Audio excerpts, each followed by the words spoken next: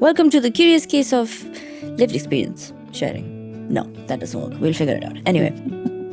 Did I grow in height or did I lose height? No. I went down. Okay. No. We have clipboards I see. with really cool markers.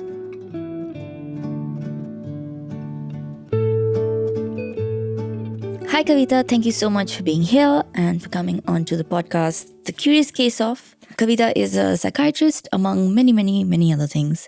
I'm fully fangirling about having you here. And so thank you so much for taking the time out and for, just being here. Thank you. So the first time I heard the word lived experience was because I did a course on mental health.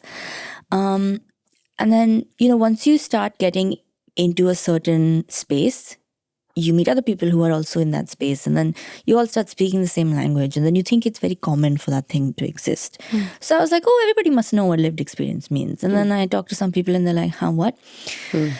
And so on the one hand, within the mental health sphere, it's become this big, popular phrase and word that everybody's talking about. And then it's pretty much unheard in the general context. Even though if you try and explain it to someone, it sounds pretty Simple. basic and simple.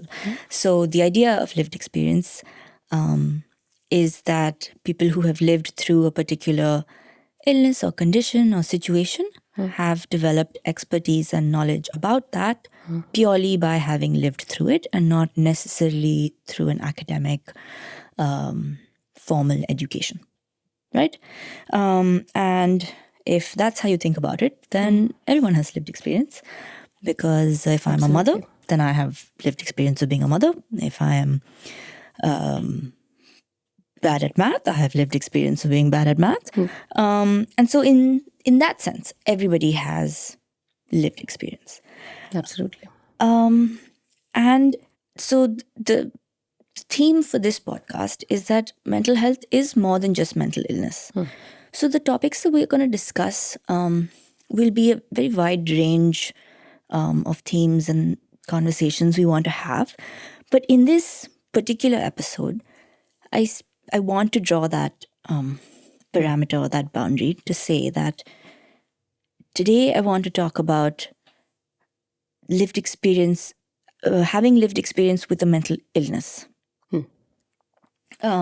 So we will define our lived experience in this, for this conversation, as someone who has lived through a mental illness. Yeah? Sure. Cool. So, what is it? Why did we start talking about this? Why was there a need to talk about lived experience? I think we are at an inflection point, really, in the way that healthcare, and especially mental health care, is being seen. And I think that's why... Sorry, inflection? Inflection. There's a transformative, transitional place that we are at. And this is my belief. And I think I'm very fortunate to be living through this time. But I'm going to borrow a little bit from what you said initially about lived experience and say that, like you said, everybody has lived experience. But if we look at the concept of what we do with it, life happens every day to all of us. A child learns how to walk, how to breathe. They don't need science to do that. We have intelligence, which is innate in each one of us. However, we also have a penchant as a species to try to explain it later. To say, why did this child walk at this age? What is the developmental milestone? Yeah? And we try to term that as science sometimes. But it is about inferences, it is about explanations, it is about interpretations of what I choose to see as the truth, which is life happens every day. You know how to do certain things on an everyday basis because you're a human being and alive. But your brain and collective brains of many people try to explain it then and write it down. And then send it out there and call it science, if it is done in a certain way. This is more true for things that are termed scientific or medical as well. And somewhere, people who then plan in the future for taking care of health or mental illness or mental wellness even, instead of looking at the truth of life every day, has started looking more and more at these books or at these interpretations, at these inferences that are written down in a certain format by a certain number of individuals and published in a certain way. That becomes the basis of formal, structured education for someone to become a professional in healthcare. Okay. So, for example, children learn to walk at a certain age. This will happen irrespective of whether I figured out a theory in science or not, because it's just something that happens. We have a general tendency of trying to explain things. And so we're like, okay, fine. We see 10 children who start walking at the age of, what is the regular age? I don't know, 6 months, whatever. One. Okay, Yeah, one. on an average. Yeah. So I feel the need to put it down in a book. And now if anyone is ever studying children, they must take that as a milestone. So if a child walks at 9 months instead of a year, or if a child walks at 18 months instead of a year, then the person who's read that book says this is early and that is late. This is an inference. Okay. This is an interpretation, because we've decided to average out something based on the first 100 children that we probably saw and the way the book was written. This has started being termed as science. And I think people have stopped really paying too much heed to the fact that there is an experience of life that's happening every day. There is science, which is very important. But when you want to go into the future and want to plan your own future about what I want to do, oftentimes the weightage, the salience, the importance given to this over that has changed a whole lot in the last few decades. Mm-hmm. And I think that's the point where science, the books, the knowledge-based expertise had become extremely important across healthcare. Now, in physical healthcare, often there are objective parameters, there are things that you can measure very quickly. But mental health is often not accessible to the outsider. Mm-hmm. It is accessible to the person who is living, can be elicited through questioning if the person is willing to. But also the beyond willingness is also, am I able to articulate my own experience in language? Yeah. Can I explain it? And then how do I explain it? With what words do I explain this? Especially if I'm feeling it for the first time, which is often the case with experiences with mental health or experiences that are new to each one of us. How does one explain it? So you start looking. You start looking for, how do I find the words to explain this particular emotion, this particular experience, this particular felt sensation even sometimes. And then you hear a description by someone else, or you might go to a book, because many of these are in the public domain, and say, hey, that sounds like that. But that's classified as a disorder, if that's the text I've landed upon. Or that sounds like, so this person's saying this, and that's what this sounds like. So then your brain starts figuring out, can I identify? Because I'm resonating with this, I'm able to identify and relate to this. Can I identify what's going on and find more words for it? Because we do want to explain things to ourselves, especially if it's a new, unusual, and sometimes uncomfortable experience or an unpleasant one. You really want to come back to the pleasant, come back to the nice, come back to the ordinary. So both these are valuable. Coming back to the lived experience part about why we are talking about it today, why the world is starting to talk about it. is that I think in mental health especially, we never asked what was happening inside. We assumed that people with mental health issues would not be able to tell. And there is this abstract notion that everything that is the mind, the emotion, the feeling is impaired when there is a mental health issue. It's a notion, it's a very broad notion that you can't take this person's word now because they have a mental health issue. And there is a sense of, can I take this to be their truth? So I think one is that I think the world has realized that's not true.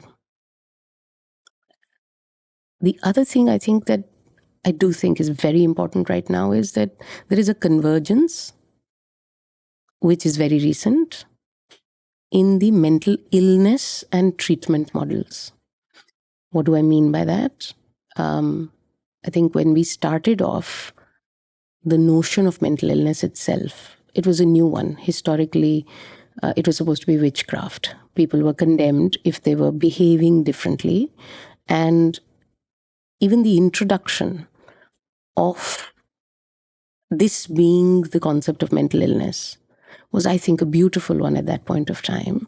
To be able to say, no, this is not witchcraft. They don't need to be burnt at stake, which is what used to happen. But rather, this is an affliction.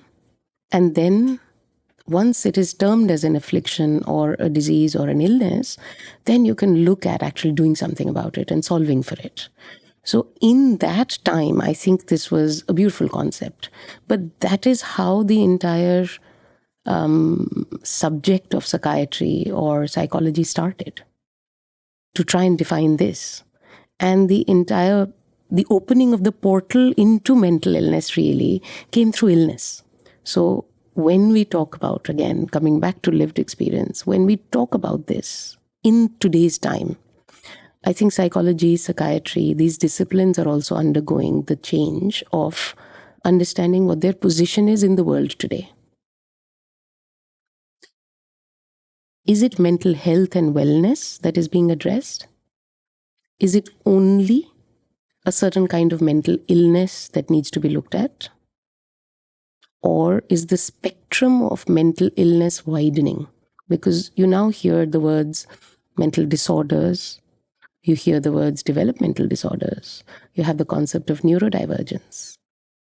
So I think the entire mental health concept and the mental illness concept is really opening up and expanding across the globe. And when you have that, then the position of almost like gatekeepers of the mental health and wellness piece has to broaden too. So it can't be just psychologists and psychiatrists looking after this. This transformative time is that the people with lived experience who actually know a lot more about what happened inside and invisibly,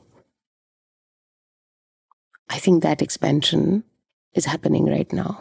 And that's also why we're talking about lived experience right now, because we've understood it is not possible for someone on the outside to sit and say, I know what happens on the inside. And I do think that's also one of the reasons we are speaking a lot more about lived experience. There is a lot more talk, and there's a lot more space opening up where mental health, mental wellness, mental illness, lived experience, all these things are getting talked about. A lot of it is on social media channels, and a lot of it is by the younger generation. And this is, to me, it is the opening up of a portal.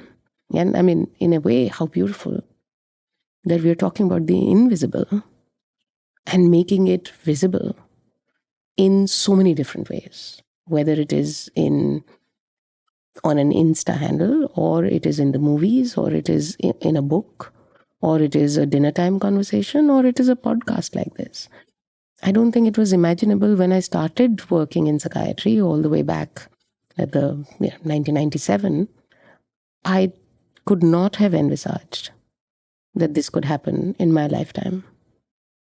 So what what we're talking about right now is a place at the table for people who don't have a formalized degree of education in the science, but have lived through it, and them joining the table that is sort of helping us figure out what to do on a larger level, right? So in an academic research policy level, people who've been through it should also be like, by the way, this is what it feels like. So maybe we should try that instead, you know. So that's one side. But then you talked about the whole social media bit, which now means that I don't need to be a policymaker, a researcher, or anybody. I have Instagram. I can say whatever I want. So the forum exists. Yeah. Which wasn't there earlier. And there are a lot of helpful parts of this, and then some not so helpful parts of this. And I mean, just off the bat, feeling like there is someone else out there who feels the same way as you, or someone who's able to put the words to that feeling that you were not being able to put words to, can feel really reassuring and make you feel like you're not Absolutely alone. And, and then there's also the fact that I tried something and it worked for me. And there are all of these kinds of benefits. So what else would you think are ways in which lived experience sharing in an informal manner through social media is helpful? I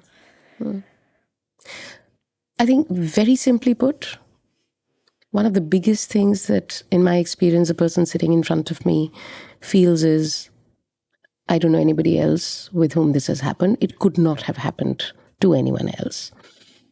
So the experience is isolating, and loneliness is rampant. To give context, you mean when someone comes to you in your session? Yes, in a session when I'm sitting across, and because it's usually a one-on-one session or with a family in a smaller room, I have had the privilege of hearing personal stories day in and day out for the last, 25 years now. And it is, I think it surprises me each time how lonely it is because I work mostly with young people, how they think, but nobody will understand. And nobody will understand exactly what I went through. And that is extremely isolating, I think. To be able to go onto a social media platform, find words or find resonance or find connectedness, I think it's a very valuable experience. Not because of, there is someone else out there who thinks like me or has related to what I'm relating to, but the simpler, most important part, this exists. It's not just inside me. This is real. Somebody else has felt it. I think the validation of that experience for most people is so simple, pure, and reassuring that it is real. It's just, I think, life affirming and gives hope. So to me, that's the simplest thing. There are added things. There are things like, okay, who did this? What did this person do to do a solution? What are the words they used? Can I use the same words? Can I find other people through them? All those things happen as well, and they are beautiful as well. Sometimes it can be hugely triggering. Sometimes you've had part of the experience, and the person who's describing it has had a much longer, longitudinally, or a much more triggering or a much more complex experience than you, and that can create fear too. So it comes with all kinds of sort of pros and cons, as does life. So I don't think that I'm in a place to say this is good or bad. I think my experience over the years has been that for anyone, whether it is a mental illness or any other unpleasant experience like a trauma, For someone to know that this is real is very important. And I would say for me, that trumps almost everything else in terms of the need for lived experience accounts to be out there. And I think that it's important to sort of explain what it feels to be like, oh, it's true, because that's a very subjective feeling, right? And so, me telling you what happened to me versus me saying to you, I understand what you went through, it seeps in far more emotionally when I don't have to say to you that I understand what you're going through. And then, even when that can't be said in a truthful manner, because I may not understand, the idea of each person's truth being their own.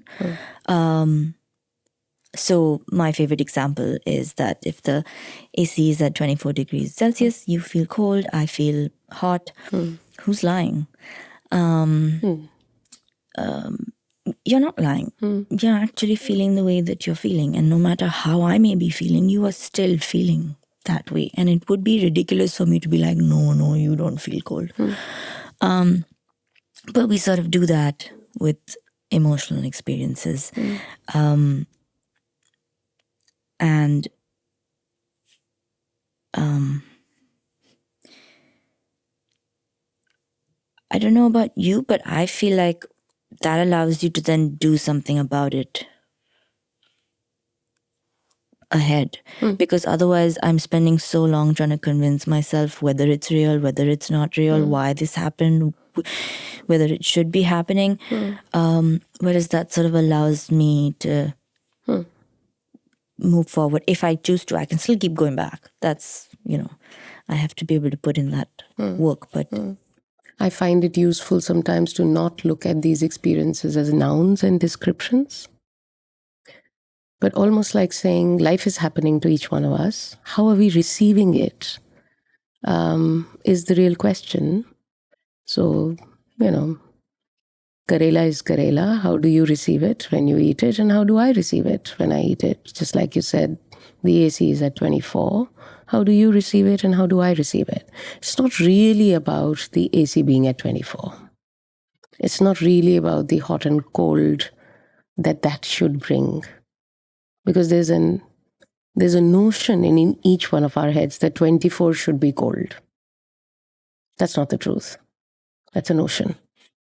If we base our entire experience on that notion, which is what we end up doing as children grow up, we give them stories.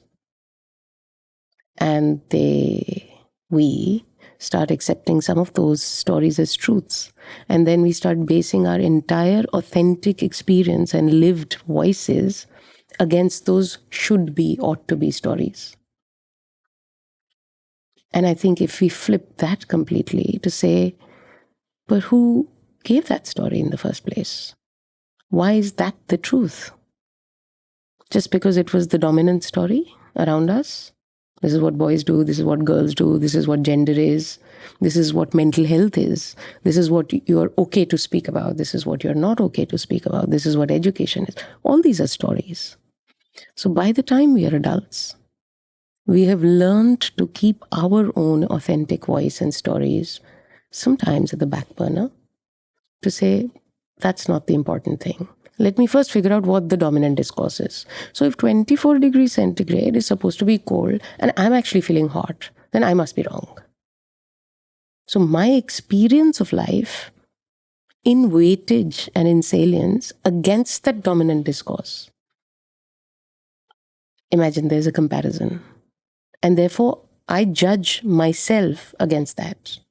And that's what we are spending time on. Whereas life's happening every second. And you can easily make it 25 or 26 and discuss and, sort of get on with what you actually wish to spend time on doing. So I think sometimes flipping the question and saying, Is that what's really important? Or is there something else that I'm missing? And there's this lovely question that one of my sort of coaches/mentors asks. And I have taken that question and I ask it of myself very often. In doing what I'm doing, what am I really doing? So if I'm looking at something and doing something, can I go a little bit zoomed out and say, in doing this, what am I really doing? What position am I coming from? What is it that I'm holding inside? And what am I really doing right now? So my question to the person sitting in front of me often in the room is, okay, 24-degree, Karela, alcohol, substances. What do you make of it? What meaning would you like to make of it? How does it impact you? And what do you want to do about it? So it's not really in the thing outside. It is about how you are responding and receiving. And that's very real to you. And that is very important to you in the business of your life.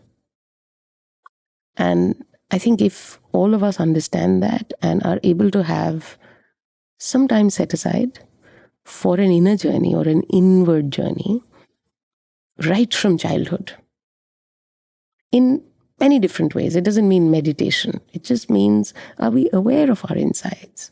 And I think that in itself would make the job of mental health professionals possibly not as important as it seems to be today.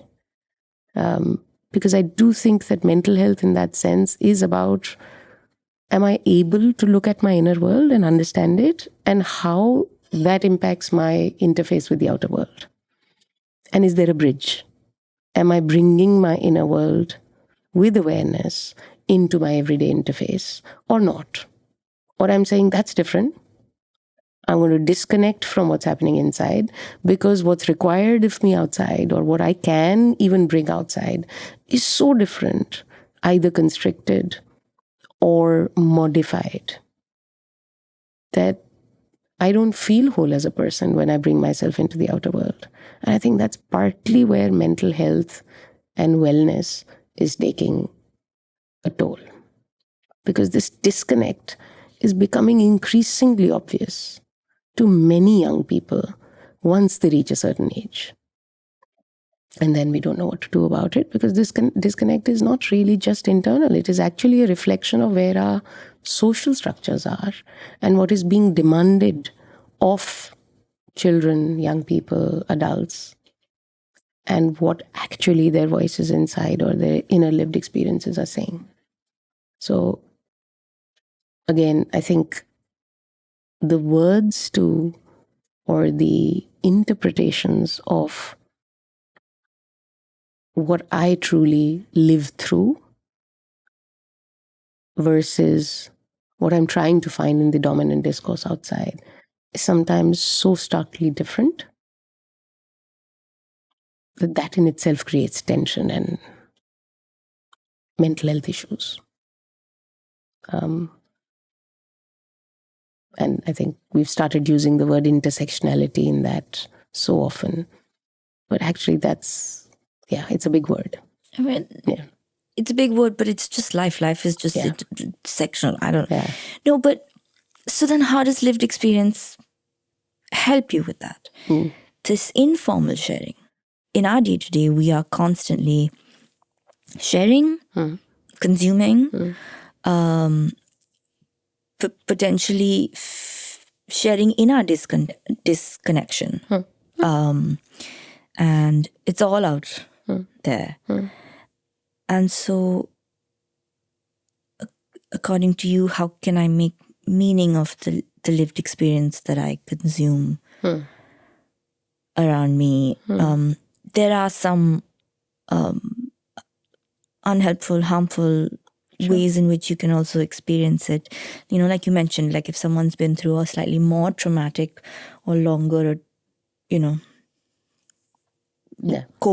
comorbidity thing. Yeah. Or illness or... Yeah. It could be hard for them to hear this. I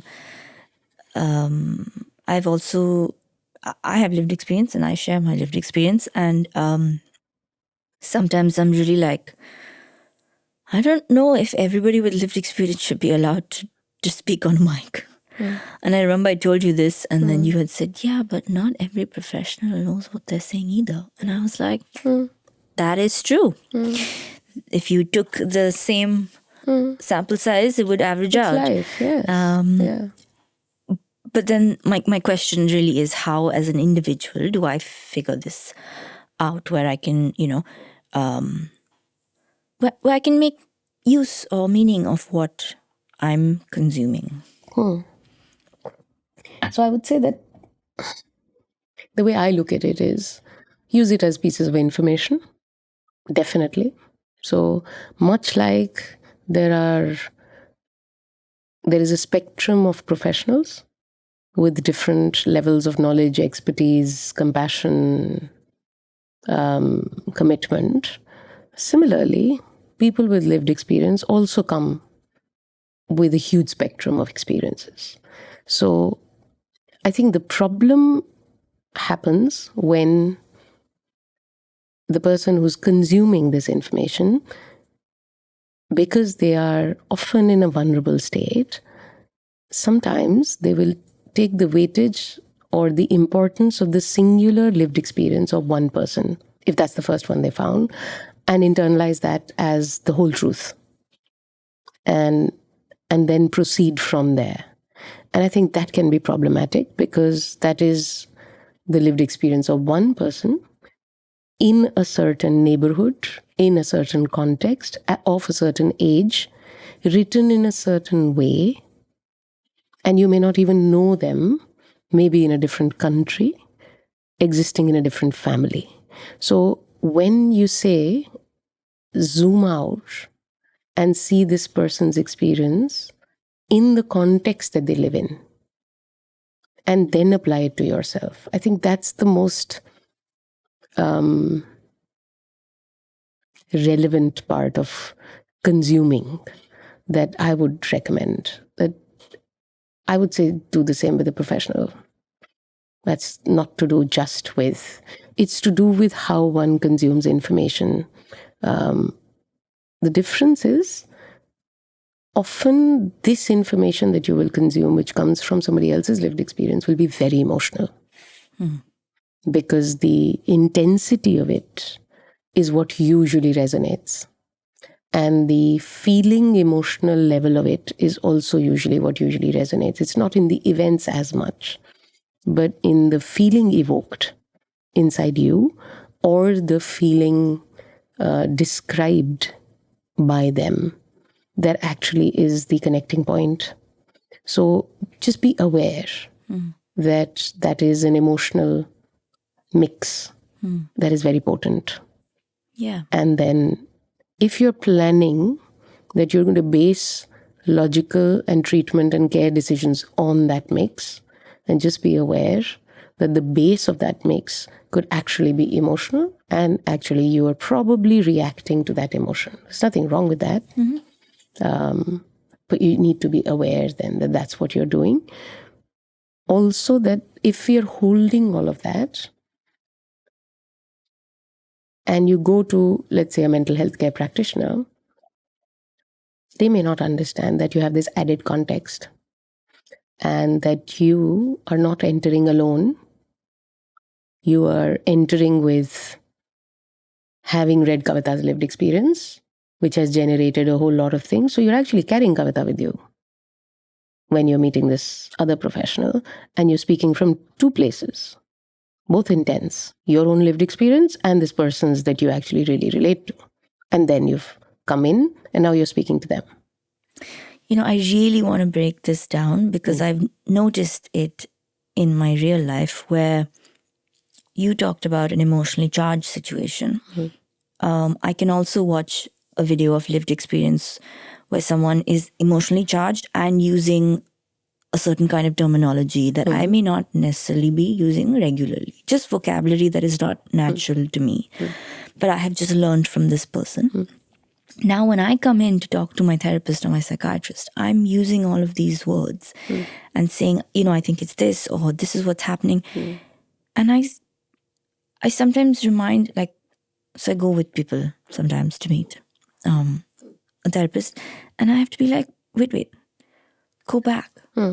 Just describe your experience. Forget what it's called and forget what it's because of and what and how. Sure, we can get there. But first, just describe your experience. Because otherwise, like you said, I'm coming in and I've been through... my dog just passed away, and I just listened to a lived experience of somebody else whose dog has passed away, and 3 more things happened there, and I'm upset about that also. And then I'm coming in here and I'm telling you, but I'm just emotionally far more tentative, sensitive, reactive to all sorts of things. So I think technically a professional may not be able to emotionally engage you as much as someone who's lived through something very similar to you. And if you're in a vulnerable place, the possibility of you buying into that and seeping into that is much higher. Again, not to say it's a bad thing or a good thing, but it'll naturally happen. And I think part of the healing comes from the fact that you feel so connected. Absolutely. To the person. And I think something that we often miss or let go of is we want things fast, right? So I don't want to listen to 25 people with lived experience. I'm like, I can listen to one, and then, but the whole idea, even if you were to take lived experience into policy or academia, it wouldn't be one lived experience person, right? It would be a whole bunch of different people coming together and, bit by bit, developing a collective understanding of what does this look like for us to be able to treat it in a helpful manner. Like what you said in terms of what am I actually... In doing what I'm doing, what am I really doing? Yeah, right? Because why am I collecting these people with lived experience in a room to talk to? Like, what am I trying to do with that? When I'm on the internet scrolling on Instagram and I'm looking for people with lived experience, why am I doing that? Like, what am I trying to do in doing that? So what's my need, really? Yeah. And I think that's a helpful way to look at it. Because right now, if my need is just emotional, then I don't really have to take what they did seriously. Yeah. I can just connect with them emotionally and be like, I feel seen and heard. Versus if I want, advice, maybe I should listen to a bunch of them before making any treatment decisions, like you said. And then if you're going to a professional, what is it that you need out of that? Because oftentimes, I think what today I hear from young people is that my professional did not connect to me emotionally. So that was the need. And on the other hand, professionals are sitting there sometimes. A psychiatrist will get 10 or 15 minutes, not in the way that some people practice, but in, for example, a government hospital, you have 10 minutes. You can either connect or you can figure out next steps and make sure that they happen. And somewhere, I think I want to bring in my experience as a professional also. I worked in a government setting for many years. Then I've worked in the UK for a few years. Then I've come back and helped set up a service in the urban sort of sector, but I've also worked in certain NGOs alongside that. I find that for someone like me who is meeting, let's say, several people every day, all of whom are coming with an emotionally intense experience of some sort or the other, or their caregivers are, very few of us as professionals have the wherewithal and the capacity to do it day on day and remain open every day to everyone with the same emotional capacity. It is hard. And we are all human. I think it's a bad idea. So people stop after a few years. They're good. They retire or they change professions, which is also not sustainable. But that's a separate conversation. But and that requires looking after oneself and all of that. But I think if we are clear what this space is about, when someone's approaching a professional, whether a psychologist or a expressive arts therapist or a psychiatrist, what is this space meant to do? If that can be a clear expectation between the two people or the family and the professional, I really think that would actually be very helpful for the profession as well as for the client, because I think those expectations have changed dramatically.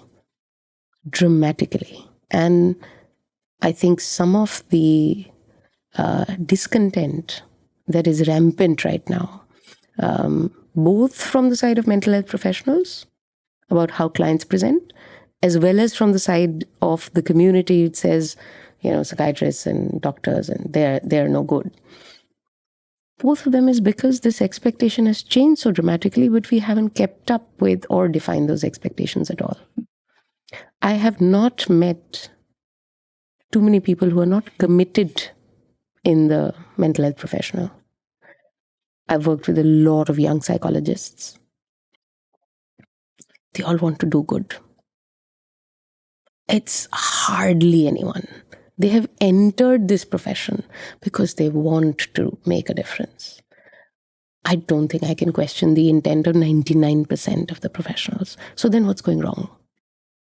Why are people unhappy? But look at healthcare today in the urban sector. It's moved away from where people live, and often it is in huge, very imposing, concrete towers. The expectation as you look at it in its design is you will sit there like a classroom and wait for God. And God is behind a closed door. You can't see them. Sometimes this door opens a little bit. It's manned by the gatekeeper who comes out, and you have to keep looking. This person will exit, this person will go in. That's the entire setting of healthcare right now. It creates a power equation from day one, from point one. And then you're going to go in and you're going to speak to this person. And it's not even just mental health care. I think that's the urban healthcare setting across the world. So the profession itself and the expectation from it has changed so dramatically but somewhere in our minds, the aspiration of what a doctor should do has not changed. So I do think that sometimes the lived experience of professionals also needs to be looked at with a lot of compassion, and with a lot of, at the risk of sounding controversial, reverence. It's very hard. It's not just hard.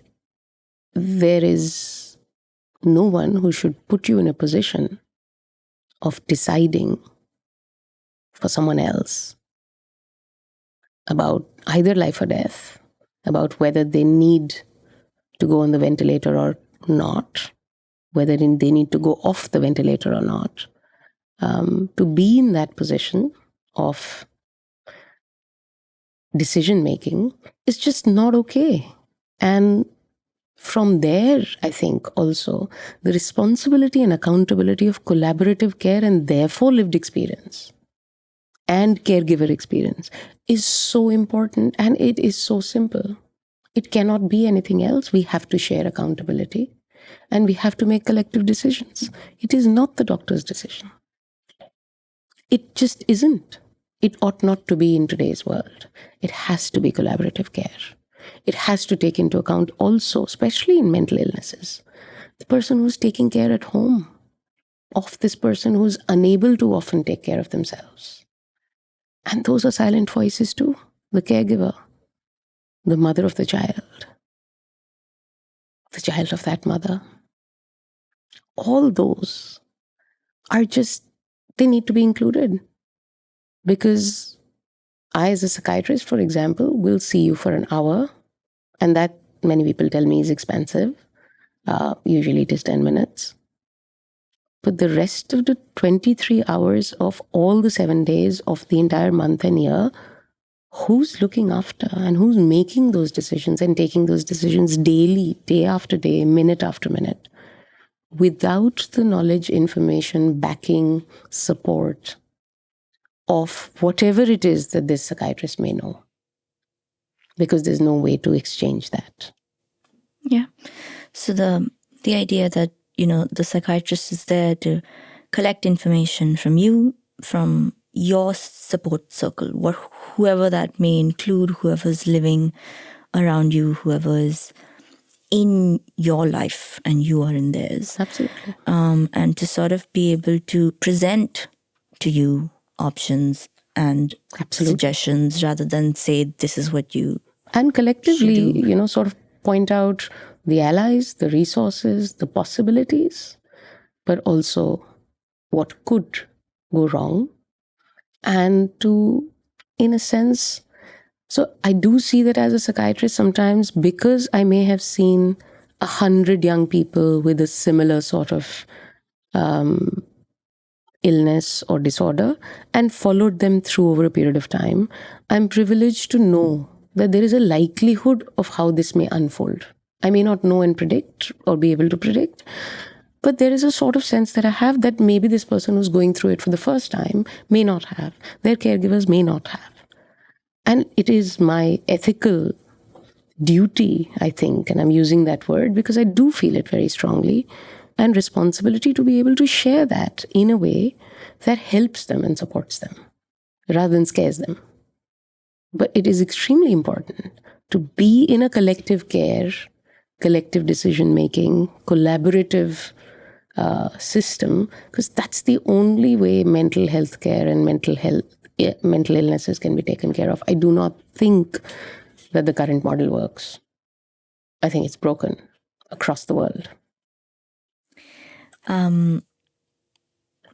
But we're on the journey and we're in the change. Absolutely. Let me not sound pessimistic. No. I'm very hopeful. Especially with the lived experience piece coming in, people talking about it. But more importantly, I think we are beginning to anchor in the invisible. We are beginning to say that mental health is important. So, the two last things that I wanted to make sure that we touch upon is the responsibility of the person sharing, and then also the rights of the person sharing. This is for each person to decide on their own, I guess, but at least me personally, I feel like if I have a public platform, then I have a certain amount of responsibility. At least for me personally, I feel like I have a certain amount of responsibility. It's sort of for me like I've been through this horrible feeling that I cannot necessarily articulate. And I'm sharing that story for maybe a couple of reasons. Like maybe, it makes me feel useful. It makes me feel heard, and it's helpful for you or the person listening. So I don't want it to hurt you. But when I started, I was like, no, I want people to understand what depression is really like. So I should just be truthful about what it is. Then I deleted those videos because I was like, but I put a thing saying this is not safe. This is not a safe space. So know that if you're walking into it. So I guess from a psychoeducation point of view, maybe you want to get very authentic, very descriptive details of someone's lived experience, but not generally speaking, I would imagine. Because, like you said, what you're looking for from it is not to be scared or to be, Yeah. I mean, I'd say that while you were speaking, 3 words came to me. One is intention. So to ask myself, what is my intention right now in the sharing? An understanding of context. Like you said, is it a research lab that I'm sharing in? Is it a public platform? Is it my best friend who needs to know? So the context is very important, and the sharing may actually change in the context because the intention changes possibly. But the third is impact. In the sharing itself, I think one of the things, at least I have understood, is whether it is intentional or it is unintentional. Intense experiences and their sharing will have an impact. And you cannot control it. The kind of evocation or what gets evoked in the person listening, especially if you're talking about a public platform, you will not be able to control. There'll be a subset of people who will not get to the part with hope. So when you were talking about in the content, they will pick up other keywords because that's what they're looking for. It's like when you tell a story. Each time that you may have heard the story, and there are stories that we hear often and are repetitions of stories, each time you actually pick up something different from the story and you interpret it and you internalize something different. That's actually what happens in sharing, because these are also stories. So I'd say just one thing. There are stories that we need to tell because I need to tell them. And there are stories that people need to hear, and they may be very different. So when I am telling a story as a sharing, my intention, my context and understanding of the context may be very different from how it's going to be received. So what people may need to hear in that moment is what they will hear, and you will not be able to control impact. I don't think anybody can. And therefore, the term responsibility of what part of your story are you sharing when and with whom. So I think that's where I am at. Oftentimes as professionals, we are also, it's a conundrum, Ira, that I often find as professionals, we don't bring in our lived experience into the professional space. So, for example, I have been a caregiver to somebody with mental illness. However, when somebody's coming to consult me as a psychiatrist, that's not the part I'm supposed to bring in. I'm supposed to bring it out, keep it out. And I'm supposed to be this person with this degree who looks after this. But that is my whole self too. And actually, according to me, that informs a lot of what I am actually sort of discussing. But I'm not supposed to bring it in, or that's the notion. Keep it out, otherwise you're not objective. Similarly, when somebody is sharing, somebody like you is sharing, what part to keep in, what part to keep out is a journey in itself. I don't think impact is something any of us is able to control, and I think we need to be at peace with that. And I also don't think that content alone is what creates impact. I think the very fact that there is sharing on a public platform, that context and the building of that context in itself is very important. That somebody is sharing about mental health, about themselves on a public platform. What could be the intention? Because 10 years ago, people would want to hide it. If someone's willing to share it today, what is the intention? And I think raising that question in the audience's mind becomes important, because that's the question really. What has changed? Why is this person sharing today something that possibly will also be unpleasant for you to share, because our brain and our mind works like that. When you share about a past unpleasant experience, and mental illness is not a pleasant experience by any standards, there's in the retelling of it, in the revisiting of it, there is the possibility of the reliving of it in part. And that is often extremely unpleasant. So why is this person okay to be vulnerable in the retelling with so many people? And that, I think, is sometimes so much more important in its impact than the actual content. The horrible answer coming to my mind is for attention. And the why of that? Why would you want attention? Because you're sad and lonely. And you're not getting it. And so you need it from somewhere. I just baby voiced that. I'm so sorry, guys. But it's what I felt. Because every time someone tells me, oh, they're doing it for attention, I'm like, well, then they must really not be getting it from the Do you think that's place that attention? they- Or let me As have in- a counter narrative of, is that really connection? The seeking is of attention or connection? And if you're able to see that in anyone, and if they're able to get connection from elsewhere,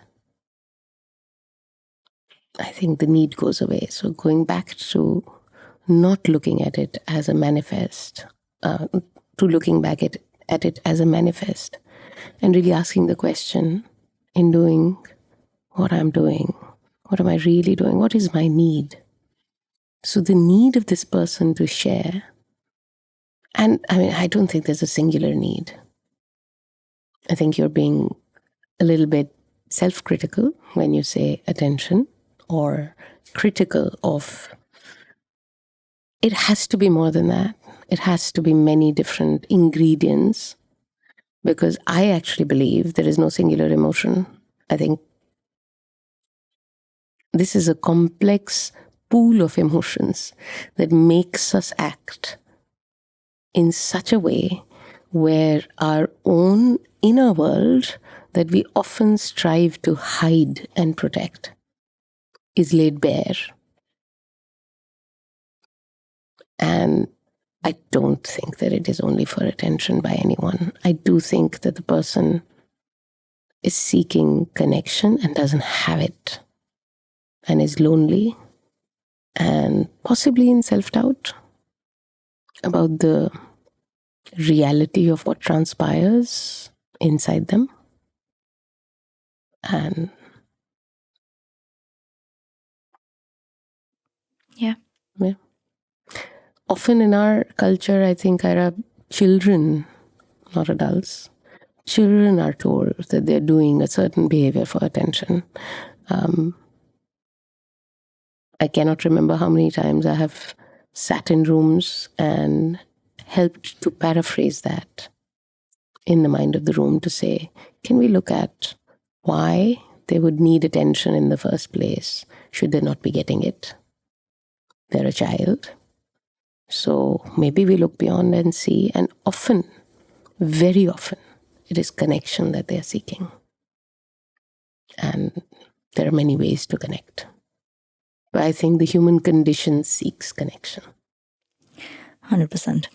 I think connection is what we are all always looking for and trying to achieve in all sorts of ways. And now with, I think, social media and just the various different technology that exists, our options have exploded. And we haven't quite figured out how to use them yet. We will. We'll get there. Yes. So according to you, what would be the safest places, platforms, ways in which to consume lived experience? If I'm a user on social media and I'm like, I heard Kavita Arora's episode, I want to, read some lived experience, listen to some lived experience, where would be a safe... Today, in today's world, is there a safe space? I think very few peer support groups exist which are facilitated or safe. That would be a very good space. So if you can find a peer support. If you can find a peer support group, if you can find through your mental health provider a support group as well. I think there's certain kinds of online support groups of a certain nature that are also helpful, but most of them are unmoderated. So it's difficult to say who's entering that group. We also know that on online forums, sometimes whatever rules are in place are really not followed. I don't think the social media platform is right now in any way a regulator of any sort. And that's why sometimes it's unsafe, because it is left to one person who has no idea who the consumer is, and the consumer who actually has not much idea about this person in real life. So it's fairly unsafe as a platform. Some people have found books helpful, or even lived experience articles. I don't think there's enough out there. I think people still often want to sit across one person. And I think while we agree that may not be enough sometimes, I think the power of connection with someone sitting in front of you in person is probably far higher than anything else, really, as a sharing. So I do think that we have not utilized that kind of lived experience sharing, and we've not really developed a model of care that could include that yet. I do think it would be very helpful, because just from the need point of it, that would be immense. And even for caregivers, finding another caregiver who has had similar experiences and understands and is able to nod along, because I don't think that's also something a professional understands often. Yeah. One thing that I find very important to highlight is that a lot of times people have like there are public awareness campaigns where they ask people to come up and share their story and talk about things. And I'm always a little bit like, please make sure you've thought about whether you want to share, because like you said, it's now social media is a pervasive platform where once you share, it's out there. And I think it's far more important to fight your own fight and take care of yourself first before you decide that it is your responsibility to share. I have a completely tangential point.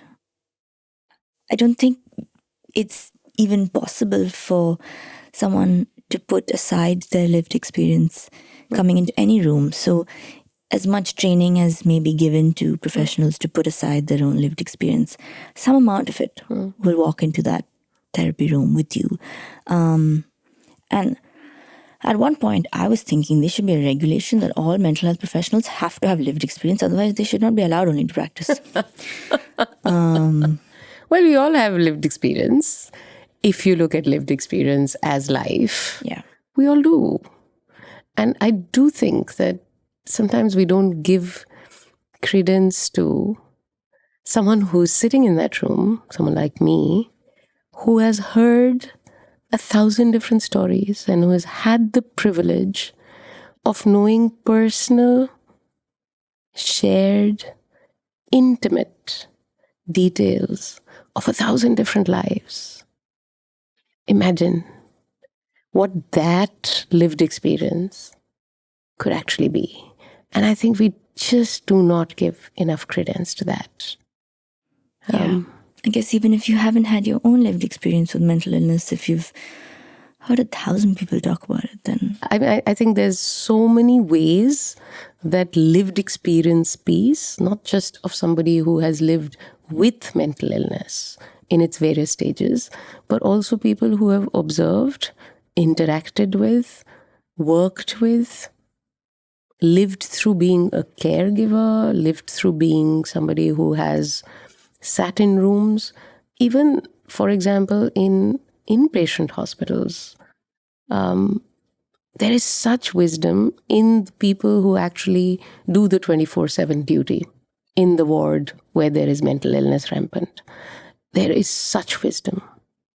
And we don't take that into account. I think the way that we look at care in the mental illness, mental health world right now is not based on actual needs.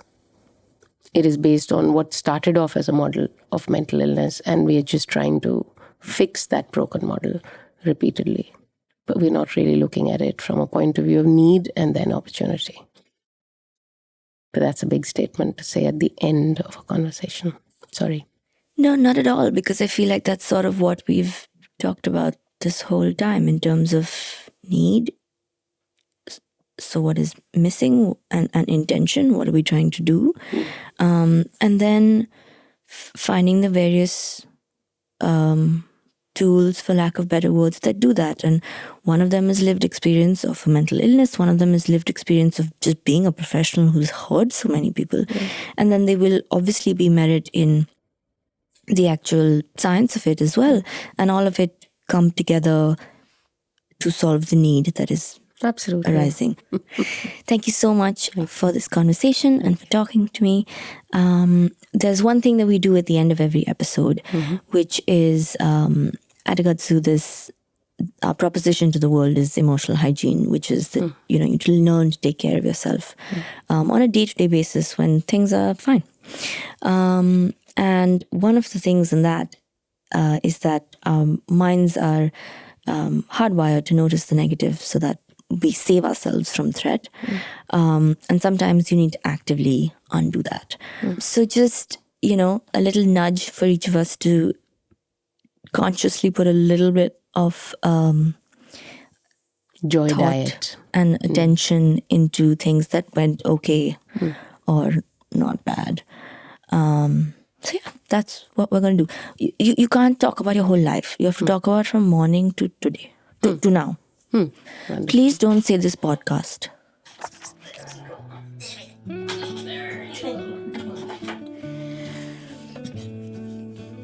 How long a list can I have? That's a good sign. You can see that this is something I do often in my head. Okay, so I'm going to stop and just say a couple of the things. Sure. I think the ability to be present with my whole self is something that I'm truly grateful for. Till a few years ago, this may not have been possible.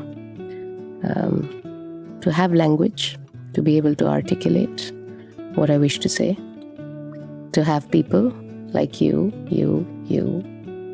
and the entire team here that is making the space for this, and to know that I have a voice that seems to matter, and I have the ability to share, and I'm okay to share, that I've reached a point in my journey where this is okay to do.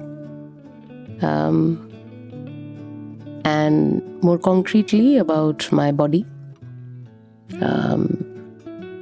that I have eyesight, I'm able to hear, I'm able to write, I'm able to think.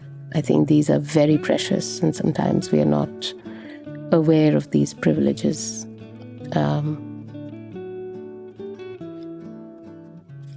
Yeah, I'll stop there for the time being. Mine sounds so lame now. I've written Nimbus. Oof, lovely. Because I have a bad stomach, so everyone has been giving me Nimbus and Nimbu Pani all day, and I love Nimbu Pani, and it's so nice to to have the love and the Nimbus. Yeah, they're making it for me, and I don't even have to be like, can you please make me Nimbu Pani? They're just like, I'll make you Nimbu Pani, and I was like, Okay, thanks. Imagine the joy of anticipation कि पता है लोगों को. Anyway, thank you so Thank much, you. Kavita. Thank you very, very much. Thank you for watching The Curious Case Off with me. In the description below, there will be links, further reading, summaries, guidelines, resources, everything that we could find and put together that we think you might find helpful. Just to reiterate that everything that is said in the episode as well as in the resources below should not be used to self-diagnose. If you have any questions or queries, please reach out to a mental health professional who is qualified. And if you like the episode, then like, share, and subscribe to Agatsu Foundation, our YouTube channel. And if you want to know anything more about the organization, then you can find out at www.agatsufoundation.org.